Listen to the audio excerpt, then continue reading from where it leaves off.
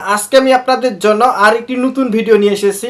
আজকে আমি আপনাদেরকে দেখাবো আপনার কল বা এসএমএস কেউ যদি ফরওয়ার্ড করে দেখে যে আপনি কার সাথে কথা বলেন, কি এসএমএস করেন, সেটা কেমন করে চেক করবেন। আজকে আমার এই ভিডিওতে আপনাদেরকে বিস্তারিতভাবে দেখাই দিব। যদি আপনার কেউ কল বা এসএমএস ফরওয়ার্ড করে অন্য কেউ দেখে, সেটা আপনি জানতে পারবেন। সাধারণত যারা রিলেশন করে তারা এই ভিডিওটি আমার শেষ পর্যন্ত দেখবেন। অনেকেই দেখা যায় যাদের বিএফ বা জিএফ আছে, এদের মধ্যে কিছু সন্দেহ থাকে। তারা কি করে, অনেক সময় জিএফের ফোনটা হাতে নিয়ে কল ফরওয়ার্ড করে তার ফোনে নিয়ে আসে, সে কার কার সাথে কথা বলে, কি এসএমএস করে। আজকে আমার এই ভিডিওতে আপনি জানতে পারবেন যদি আপনার কল বা এসএমএস বা ইন্টারনেট কেউ ফরওয়ার্ড করে দেখে, সেটা আপনি চেক করে নিতে পারবেন। এবং কি আমি সেটা বন্ধ করাও দেখাই দেব যে কেমন করে বন্ধ করতে হবে যদি ফরওয়ার্ড করে থাকে। তো আপনারা ভিডিওটি না টেনে শেষ পর্যন্ত দেখতে থাকুন। আর এই কাজটি করার জন্য আপনাদেরকে প্রথমে যে কাজটি করতে হবে, আপনার ফোনে চলে আসবেন। আসার পর এখানে কল ডায়াল করে এখানে আসবেন।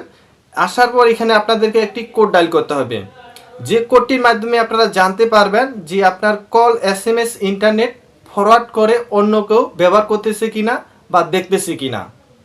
তার জন্য আপনারা যে কাজটি করবেন, এখানে আসার পর লিখবেন *#667, আবার হ্যাশ দিতে হবে। দেওয়ার পর আপনাকে এখন যে কাজটি করতে হবে, আপনি যে সিমের চেক করতে চান যে এই সিমে আর আমার কল বা এসএমএস ফরওয়ার্ড হয়েছে কিনা, তখন আপনাকে ওই সিম দিয়ে ডায়াল করতে হবে। আমি এখানে ক্লিক করতেছি। দেখেন বন্ধুরা, এই ধরনের তখন একটি অপশন চলে আসবে। এখানে দেখেন ভয়েস আছে, ডাটা আছে, এসএমএস আছে। যদি কেউ কল বা এসএমএস ফরওয়ার্ড করে থাকে আপনার, তাহলে দেখেন এই যে নট ফরওয়ার্ড যে লেখা আছে, এই জায়গায় আপনাদের ওই নাম্বারটি থাকবে যে নাম্বার দিয়ে ফরওয়ার্ড করা হয়েছে। তখন আপনি এই নাম্বারটা দেখে বুঝতে পারবেন যে এটা তার নাম্বার, সে আমি কার সাথে কথা বলতেছি, কার সাথে এসএমএস করতেছি, সে সব কিছুই ফরওয়ার্ড করে দেখতেছে। তখন আপনি এখানে জানতে পারবেন যেই আপনার মনে করেন ভয়েস বা ডাটা বা এখানে এসএমএস আছে, যেটাই আপনার ফরওয়ার্ড করুক, ওর পাশে দেখেন নট ফরওয়ার্ডের জায়গায় তার নাম্বারটি থাকবে। তখন ওই নাম্বারটি আপনি চেক করলে বুঝতে পারবেন যে ওই মানুষটি আপনার কল বা এসএমএস ফরওয়ার্ড করে দেখতেছে। এটা হলো একটি কোড। এই কোডটা যদি কাজ না করে, আপনি আলাদা আর অন্য কোড দিয়ে চেক করে নিতে পারবেন। সে কোডটা আমি আপনাদেরকে দেখাই দিচ্ছি।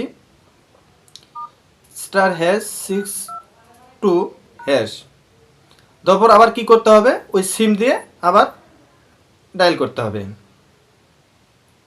করতেছি, দেখেন এই যে এই ধরনের অপশন আসতেছে।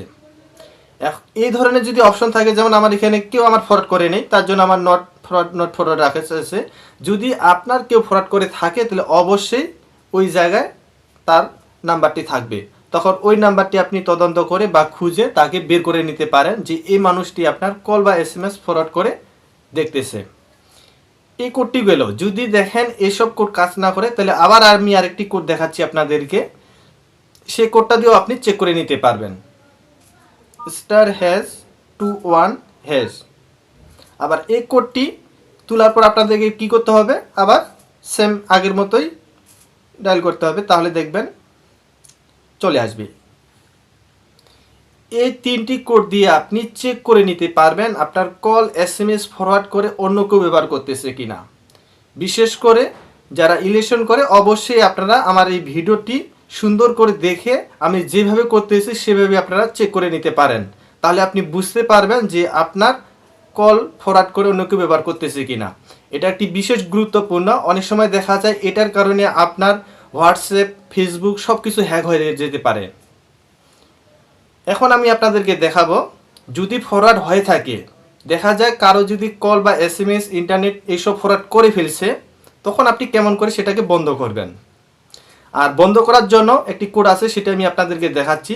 এই কোডটির মাধ্যমে আপনার যদি কল বা এসএমএস কেউ ফরওয়ার্ড করে থাকে, সেটাকে আপনি বন্ধ করে দিতে পারবেন। তার জন্য আপনাদেরকে লিখতে হবে #002, আবার হ্যাশ। দেওয়ার পর আপনাদেরকে কি করতে হবে, ওই সিম দিয়ে, যে সিমে আপনার কল ফরওয়ার্ড করা হয়েছে বা এসএমএস ফরওয়ার্ড করা হয়েছে, ওই সিম দিয়ে আবার ডায়াল করতে হবে। তাহলে আপনার যদি কল ফরওয়ার্ড হয়ে থাকে, সেটা বন্ধ হয়ে যাবে। তো আপনারা কী করবেন, আবার ওই সিম দিয়ে ডায়াল করবেন। এইভাবে আপনারা দেখেন, আপনার যদি কেউ কল ফরওয়ার্ড করে থাকে, তাহলে চেক করতে পারবেন। অথবা যে কোডটি আমি দেখালাম শেষে এই কোডটির মাধ্যমে আবার আপনি কল ফরওয়ার্ড যদি করেই থাকে সেটা আবার বন্ধ করে দিতে পারবেন। ভিডিওটি ভালো লাগলে অবশ্যই লাইক করবেন, কমেন্ট করবেন, শেয়ার করবেন। যারা আমার ফেসবুক পেজ থেকে দেখতেছেন তারা অবশ্যই আমার পেজটিকে ফলো করে রাখবেন। আর যারা আমার ইউটিউব চ্যানেল থেকে দেখতেছেন তারা অবশ্যই আমার ইউটিউব চ্যানেলটিকে সাবস্ক্রাইব করে রাখবেন।